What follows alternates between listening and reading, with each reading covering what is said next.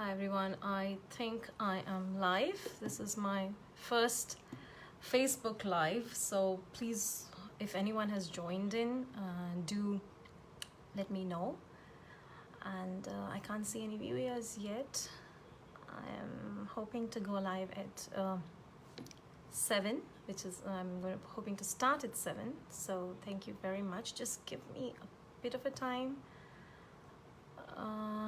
I can see some people have joined. Thank you so much, Ranjana and Devadrita. I can see you are there. Anisua, thank you so much. Munia, that's very sweet of you.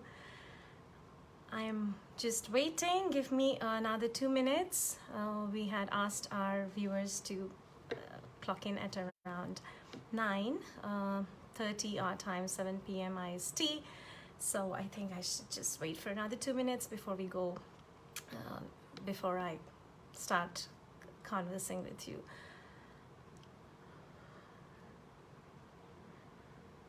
Thank you very much, Chanda. I can see Debanando, Kolanidhi, Shilagna, thank you so much. Oshmita, thank you for joining. And I do hope there will be lots of questions. Sushmita, hi. Shuli, hello. Maladi, hi. Madhubonti, hello. Rajeshi, thank you for joining. Shanchita Roy, I can see you are online as well. I'm so grateful. This is my first live session and I had no clue people would be listening to me. Nobody listens to authors these days, and I'm very, very grateful that you have spared some time and are here to have this conversation. Hi Mona Lisa, thank you, you look great. Thank you so much. Thanks for that. Thanks Ramya. I hope the light and all is fine because I'm just trying to manage with what we have at home, so I hope you can hear me and see me. That's important, and I hope I get to see your questions. Anju, hi my dear, how are you? Lovely to see you here. Shanchita, hello.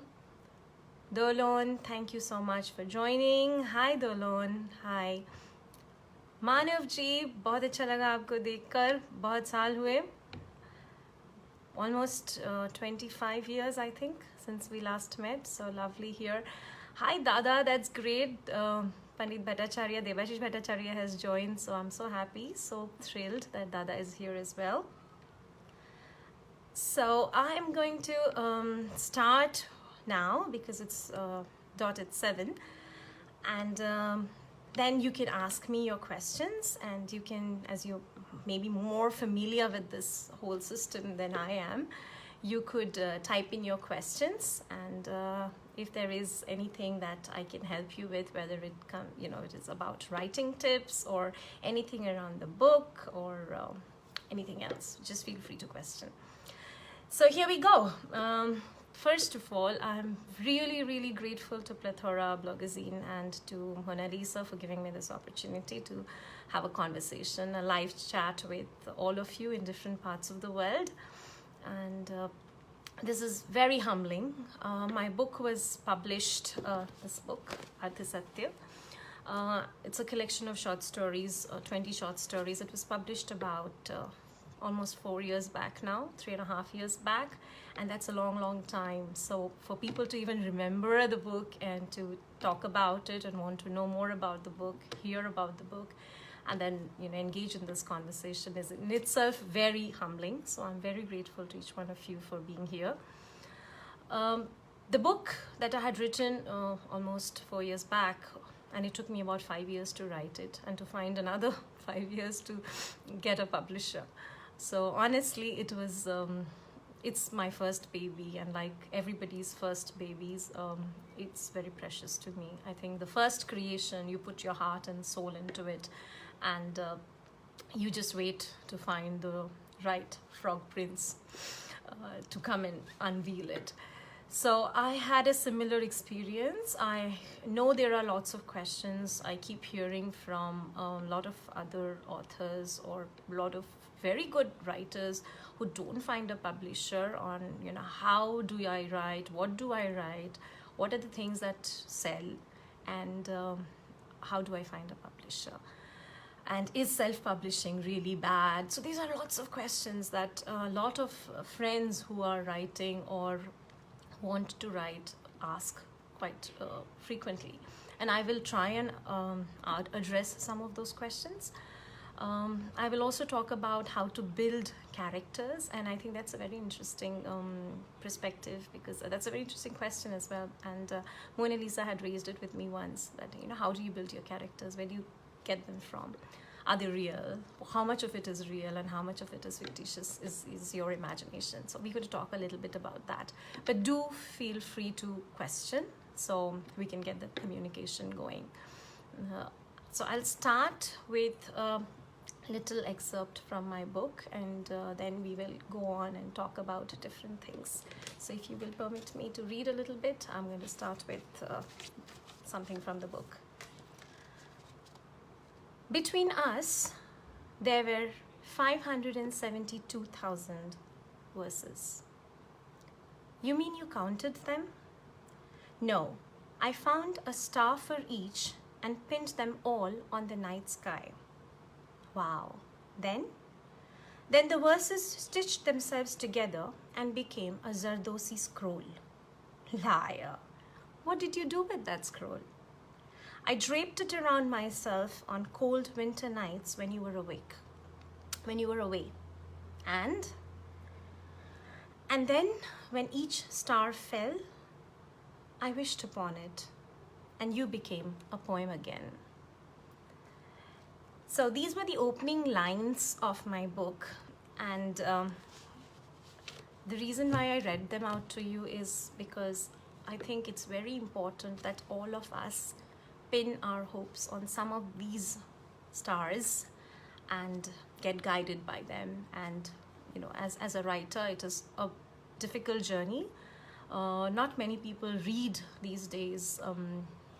I wouldn't say they don't read. They probably don't read hard copies, or they don't buy enough books. So some of them do get Kindle versions and ebooks, and that's all right. I mean, that's the way forward. So it saves paper, it saves people space.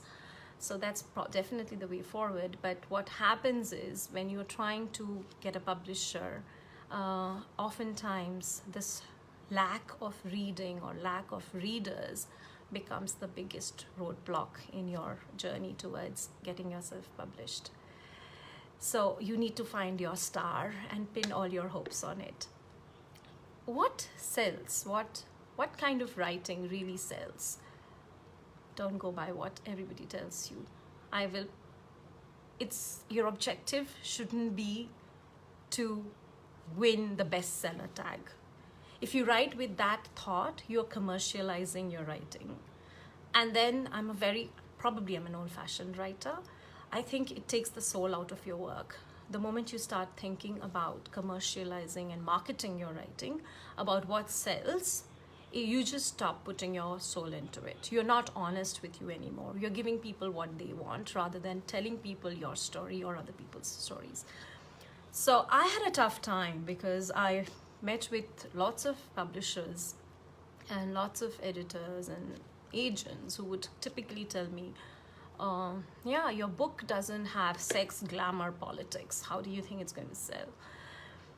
And it's not a celebrity book. You're an unknown author. Nobody knows who you are, where you're from, and this is not for an international audience.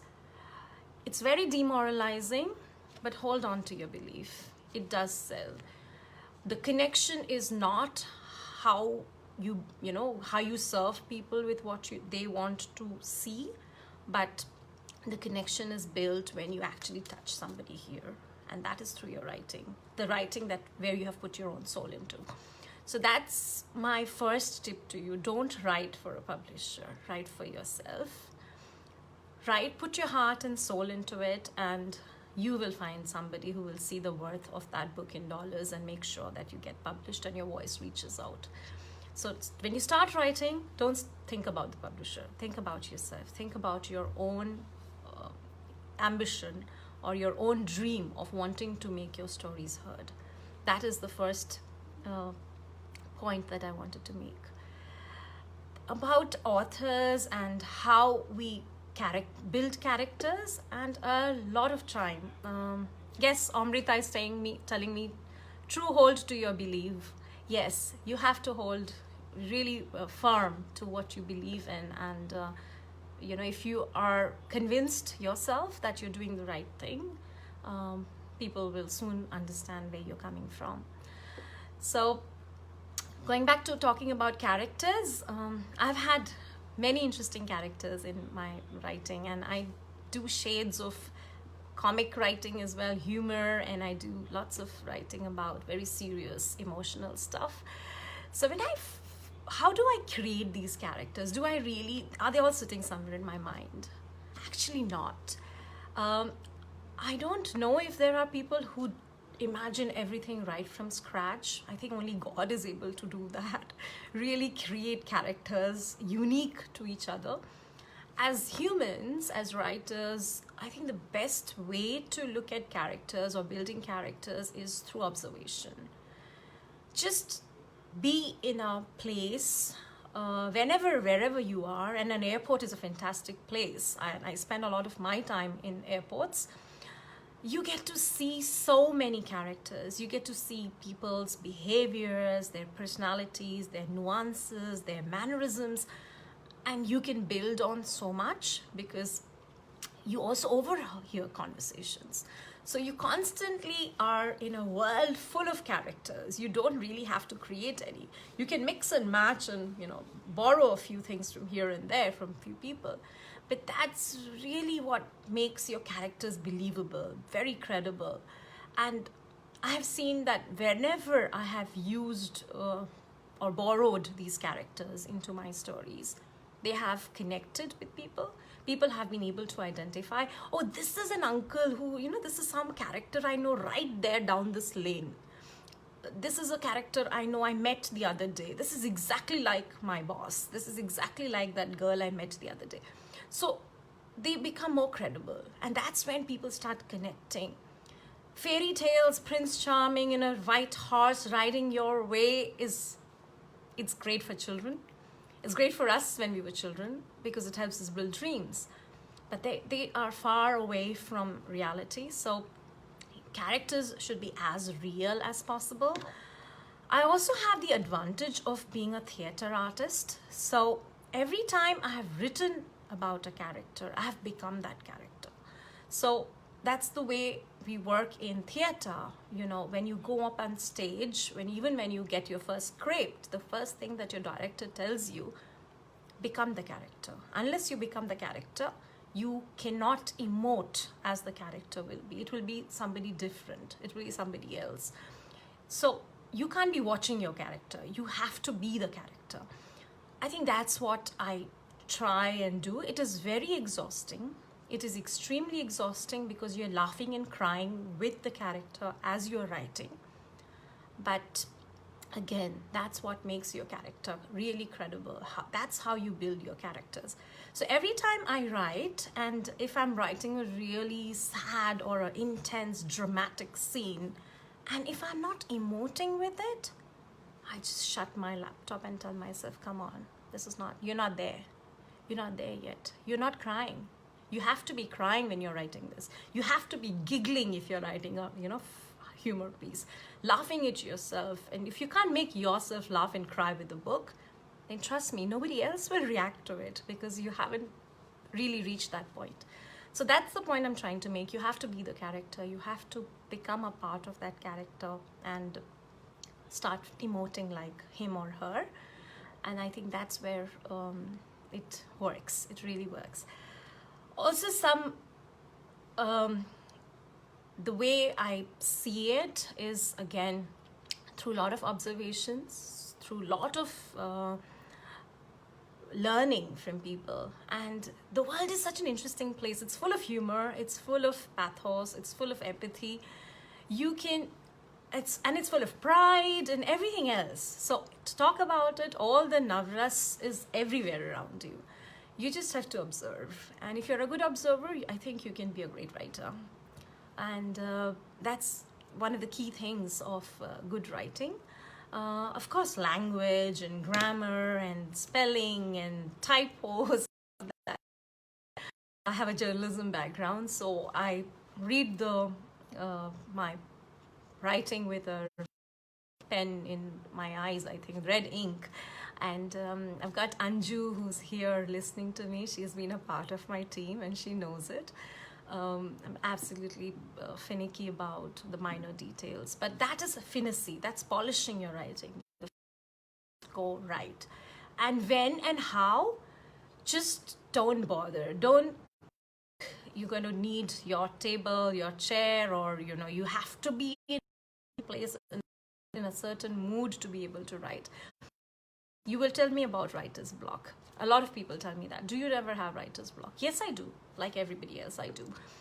And the best thing about that point in time when you think you're opening your laptop or you're taking out your diary and starting to write and everything goes blank, the best thing to do is to talk to yourself. If you have a recorder, all of us have phones, you have an audio recording facility in your phone. Just talk to yourself. Tell yourself what you want to write. Maybe the language isn't coming. There are so many times that your mind is so distracted, you can't put words on paper. So you can't put words on paper. But there are thoughts fleeting really and running really fast in your mind.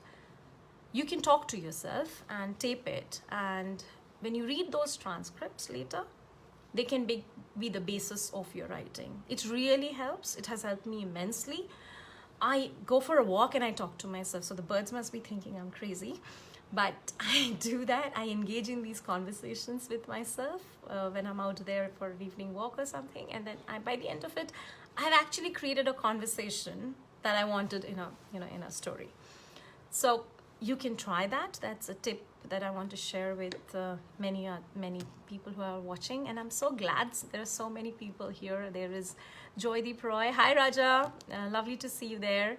And there is Shreya Mishra. Thank you, Shreya. There's Namrata. Hello. I'm sorry if I haven't said hello to you all. I can see Anandi. Anandi is also there. Thanks so much, baby. Thank you for being in this session. And I'm going to read out a few things now. So I know we have a time limit and I can't ramble on forever. So I will read out pieces from my book and you can stop me wherever you want with your questions. Different shades of writing, and you don't have to limit yourself by one shade. Yeah, so you can write for all. Shanchita is telling me your writing is enjoyed by all irrespective of their age. Thank you so much, Shanchita. That's very, very lovely to know. I'm grateful to you for saying that. And one of the reasons why I didn't want to add all the spices that my publishers wanted me to was particularly this. I wanted parents to pass this book to their children and say, hey, read this, and I'm so glad that a lot of my friends have come back to me to say and said that their 12-year-olds, 15-year-olds, 80-year-olds, mums and children, they're all reading this book and enjoying it. And that's the first, I think, sense of gratification from writing something that appeals to everybody. Okay, I'm going to start with reading something that's my daughter's favorite. It's a story called The Avatar, and these are just the starting lines. In the beginning, there was just nothing. Only a vast expanse of deep aquamarine ripples and floating shadows of abundant liquid exuberance. The ocean floor danced in a magnetic slow motion, caressing the tip of pale pink coral beds, gurgling into the purple reefs and gushing out through the secret crags, sweeping a school of bright orange goldfish. Something moved with them, forming a shape, edged by a strange aura, floating, gargling, rippling in the fantasy, and slowly took a human form.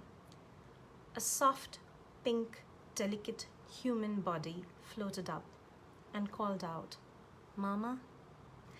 So this is for all the mothers who are listening. It's a week after the Mother's Day, but a very happy Mother's Day to all of you who are there. So this was a dream that I had when I had my daughter in my womb, and it was a strange dream, you know, very colorful dream. And when I thought about it years later, I put it in writing, and she loves it. So that's something that I wanted to share with you. And I'm going to read something that's a shade different. It's not exactly poetic or, you know, very lot of literature. It's light reading. It's a true story.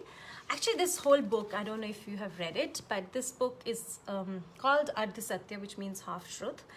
And most of the stories are, I think all the stories are actually, there is a shade of truth in it. There are either the characters are real or the plot is real. So it's not exactly half truth. There's a pretty much a 3/4 truth in all of this. And the last story is called Hakuna Matata, and Hakuna Matata happens to be my own mantra in life, and especially after this incident. So I used to work for an organization in the past that allowed me to travel quite a bit to Africa, and not everyone gets the opportunity. I did, and I traveled quite extensively across different countries in Africa for work. One of those incidents during those flights, and I saw Venkat, you're on this call, and that's lovely. Thank you, Venkat. So one of those very interesting incidents, flight memories during these travels was when I took a flight that landed me in a place where I was not supposed to be. And then finally I took another connecting flight from there, and the wing was broken. It did speak about I did take that flight. I landed in the right place finally, but I flew an aircraft with a wing that was sellotaped. So, and as luck would have it, I was on seat 41A or something, which was the window seat. So you can imagine how my heart would have, you know, throbbed during that period while I was on that flight. So this is a story about that flight, and I'll just read a little bit about it. Ladies and gentlemen, this is the captain speaking. We are ready for descent and will be arriving in Lomé International Airport in about 15 minutes. Thank you for flying with us. Cabin crew, please prepare for landing. Something we've all heard, right? The airline speakers buzzed into my ears, breaking into my noonday siesta and leaving me in a state of complete shock. Lomé? What? Where on earth was that? I'm sure a lot of you may actually not know where it is. I didn't know, trust me. My first thought was that I had boarded a wrong flight. Such things were possible in Africa, and I had heard multiple accounts of flight misadventures from friends and colleagues who frequented the continent. Two of them had actually boarded a flight an hour before their own scheduled departure, flying to the same destination without a check. When they landed, they discovered their baggage had not arrived. Assuming that they had lost their suitcases, they went ahead to inquire for lost baggage, and much to the bewilderment of the airline staff, were duly informed that they had boarded a wrong flight, but safely landed in the same destination nonetheless. So the joke went around in the corporate office corridors that the two driven gentlemen had taken the CEO's advice of staying ahead of the curve a bit too seriously. I checked my ticket, and it clearly said Abidjan to Lagos. There was no mention of Lomé. Worse still, I rattled the various memories of a distorted world map in my mind and found no trace of a place by that name therein. Wish I had taken my geography lessons in school more seriously. I racked my brain again. Nope. Lomé had absolutely zero coordinates in the various compartments of my brain. I pressed harder. Error. No registration, no recollection at all. It almost shouted back with halogen beeps. Darn.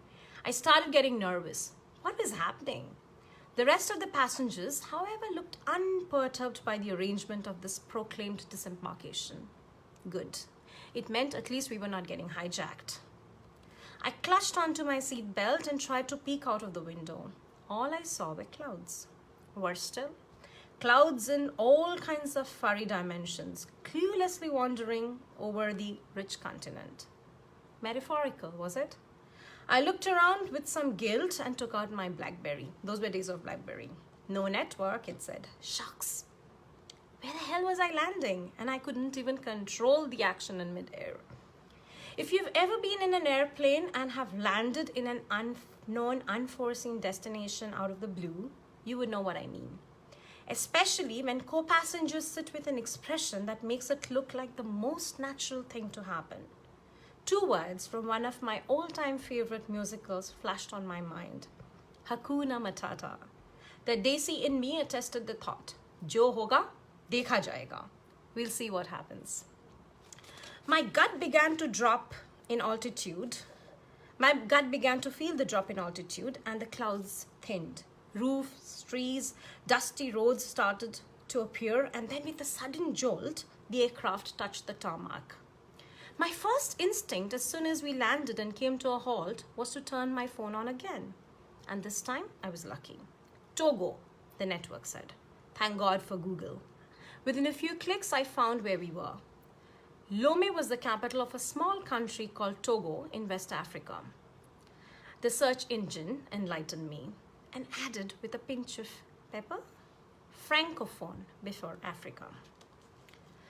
Having already visited Ivory Coast by then, I was fairly aware what that meant. Of course, the icing of the cake was just beginning to show its flavors. Not only had I landed in a strange country that existed beyond my knowledge, everyone only spoke French. My limited conversation skills in French, well, it was clearly indicative how I needed to hone my dumb charade techniques more than ever now. Again, Lion King came to my rescue and I told myself, breathe, darling, Hakuna Matata. I followed the crowd with a hesitant smile, picked up my cabin baggage, and decided to go ahead with the course of destiny. I had little choice, of course. Unfortunately, it appeared like I was registered on the It appeared like I was registered on the face of this earth. As soon as I stepped out of the aircraft, I was greeted by a perfect big Mama Africa icon with a fairly distorted but identifiable cloning of my name. Ananya Mukherjee. She waved with what looked like my boarding pass. I was just worried for nothing. See, things worked. I was just not another nobody on the face of earth. The airport at Lomé reminded me immediately of a mega soap opera called Bunyad, made popular in the mid-80s on Doordarshan. It was a long, epic, never-ending serial about refugees migrating from the newly created Pakistan to India. With the exception that I was not in a camp of destitute, but an international airport. I found big men and women in colorful printed outfits and elaborate headdresses, squatting on the floors, with children running around bare feet, breastfeeding mothers, wailing babies, huge cloth bags and printed suitcases lying scattered across the lounge. Much to my dismay, there was no signage in English whatsoever anywhere in the airport. The public announcement system operator only spoke French. And of course, I did not understand any of it. After a bit of an eye scouting, I found a man who looked a tad different from the others. He was attired in a jacket. He also had an attaché, and I quickly presumed he was a business traveler. He probably spoke English, I hoped. Do you speak English? I approached him. Yes, I speak English, he smiled back. I have a flight to Lagos in an hour. Could you tell me where I should go? They call, you run, but flight delay. I gathered from his broken sentences in English that the flight was delayed. Somebody would announce its arrival and that I had to be vigilant and attentive not to miss the word Lagos in the French announcement. With some effort and basic dumb charade skills, I found a little shelf-like bench that I assumed was meant for sitting, and started doing what I loved doing most in my various sojourns to different parts of the world, becoming the observer and the self-assumed social anthropologist, watching the antics and rituals of a lost tribe. I noticed in particular how strong the women were, loud and active. They were big, very big, and almost proud of the generosity with which nature had endowed their assets. They were talkative. Each seemed to be in a perennial rush to cut the other's sentences, and from the tone looked happy, jovial, and dominating. The men, in contrary, were just loud, playful, like little boys in men's printed robes, sharing jokes on their mobile phones, teasing the women, laughing aloud noisily, as if the lounge was only an extension of their living rooms. The children, with multicolored beads in their matted hair, shiny teeth, and warm-toned clothes, were just children. They were always the same, everywhere, irrespective of geographical or economic disparities. Happy little feet hanging around their mother's shoulders, clinging onto their father's shirts, and fighting over toys and lollipops. I waited some more till I recognized the word Lagos. A few dozen people got up from their languor, gathered their belongings, and scurried out of a glass door facing the tarmac. This again took me back to the memories of a typical Indian railway station, where the coolies would suddenly jerk up from their stupor at the hint of a train whistle and run mindlessly in a single direction. Unsure if I were to follow them, I picked up my cabin baggage and asked a woman in the airline's uniform, "Flight to Lagos?" "Yeah, go run," she replied, chewing a gum. "Run? Excuse me? Run where?" "There," she signaled to the glass door. I immediately concluded a bus would be waiting outside, quickly summed up my etiquette, said mercy, and followed the crowd. There were no buses. Instead, what I found was a bare airfield with an aircraft and a stairway about 200 meters away, and men, women, and children quite literally running to board it lest it flew away. It reminded me of Mumbai local trains and the whole desi concept of catching a running train. The only difference was here I was running, and that too for a flight. Nonetheless, I gave in to the pursuit and started pacing up to the aircraft. A little short of climbing up, I stood motionless at what I saw. The left wing had a big crack. 6 men were up there plastering it with something that looked faintly like a giant-sized Scotch tape.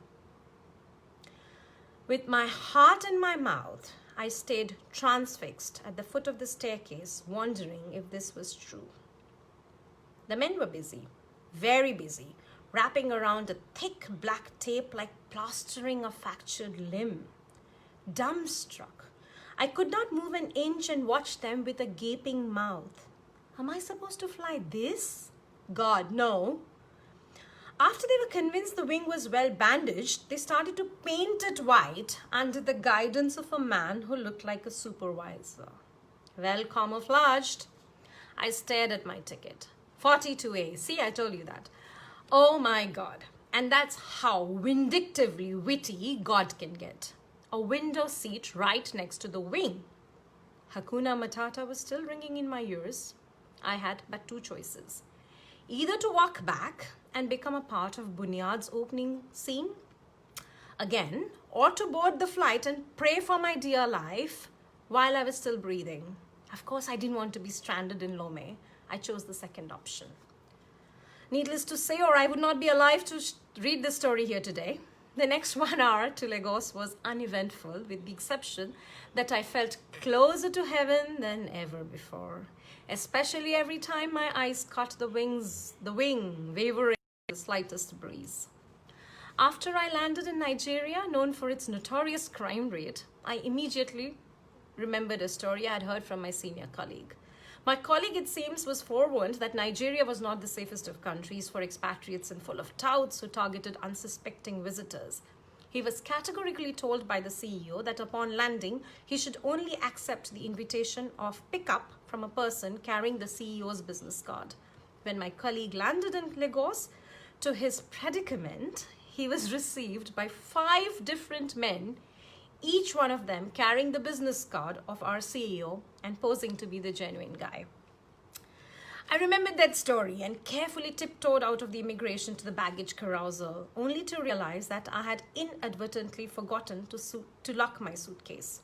I was almost certain that all my clothes would be stolen, but it came in as I had packed it, the belongings untouched by any porter. I sure was absent-minded when I packed. It is possible that so were they when the baggage arrived. Or they're just good human beings, and like many of us, strayed from the right path on bad days. I chose to give them the benefit of doubt and carried on. My colleague who came to pick me up from the airport in Lagos heard my flight account and shared his own anecdote en route to work. He apparently had boarded a flight where the pilot took a seat and started to read what looked like a manual. I at least had only a broken but well-plastered wing. We laughed at that and concluded I was lucky to have found both the wind beneath my wings and the ground beneath my feet again. We agreed over a chuckle that the only law that reigns supreme is that of Murphy's, yet there is a balance that drives the whole universe and maintains the fair equilibrium of what can go wrong and what actually does go wrong in the end. That everything is possible, yet nothing so bad will ever happen if you believe it will not happen to you. In my mind, I raised a glass and whispered, "Cheers to Hakuna Matata." So that's the story, and I think I am well past time. Let me have a quick look. Yes, I think I'm just there. So do let me know if you liked reading and hearing what you did and listening to what you did. I can see Gargi, I can see Indiradi, Piyadi, thank you so much. I can see Indu who's joined in. I haven't seen many questions. I can just have a quick look and see if there are any questions. Madhumita, thank you so much. Bodhi, Tripti Bhattacharya, thank you. Shrabonti, Amrita, thank you so much. I can see your name and the lovely comment out there. And thank you. I'm really, really grateful. I am working on my second book and I will close with that. It's still in a manuscript stage, and I'm hoping I can conclude it by soon enough and get it published soon. I'm going to read just one little thing from this book and close our evening. It's raining a bit, and so it's perfect, I think, timing. I'm sitting next to the window. There's a lovely window and it's raining here. Songs are poems. I'm reading out from my laptop, so excuse me for not looking at you. I'm not ignoring anyone. Songs are poems that have never been read. What about the songs that haven't been heard? They become stories. And stories that were never told, they become memories, perhaps. What happens to memories that are buried? On rainy nights such as these, memories float in the universe as clouds and lyrically settle in a deep sigh. Thank you very much, and I hope I'll continue to interact with all of you. Thank you so much for listening in. Thank you so much for reading the book. And if you're still interested, the book is available on Amazon right now.